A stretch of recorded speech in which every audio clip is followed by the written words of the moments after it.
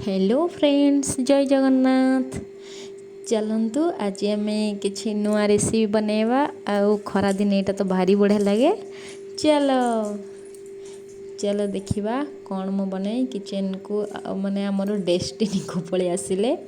तो किचन आमर तो फास्ट जोटा आम रोसे करवा कौन करवा तापर देखा खरा दिन कौन बनाऊँगी। आपण मैंने जो छणा जिनस देखिकी तो भावुवे अरे ये तो खरा दिन बिल्कुल भी नुह।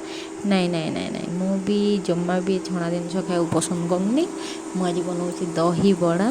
दही बड़ा जोटा आमर ओडिशा रे बहुत ही माने कटक प्रसिद्ध आते बढ़िया लगे। आ दही बरार दही पानी टेस्टी पूरा माने खरा दिने दही बरा खाई सारिके जो दही पानीटा पीब एते बढ़िया लगे। तो आज मु दही बरा बनाऊँगी।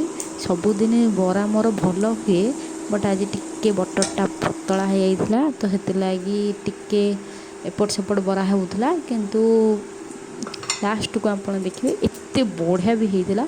देख मु दही बसई निजे दही बसई और पूरा गाढ़ा दही भी बसला। देखिपे कोहला दही पूरा गाढ़ा दही जमी काटिक आनला टाइप्र से भाया होता। आउ दही भी बहुत बढ़िया होता। तापर आम दही बरा मु दही बरा कली। दही बरा कलापर देख छुंक भी देदेली एत सुंदर देखा एबे टे देदेबा। आम तो जाचे दही बरा एमती एमती खाइले भल लगे आम दी सेव भजा पियाज ए सब जिनस देदेबा तादे टेस्ट आउरी बढ़ी जाए। देखो फाइनाल हो गला दही बरा। खरा दिने तो मस्त लगे। आपण माने निश्चिंत कमेंट रे कहिबे केमती लागिला दही बरा।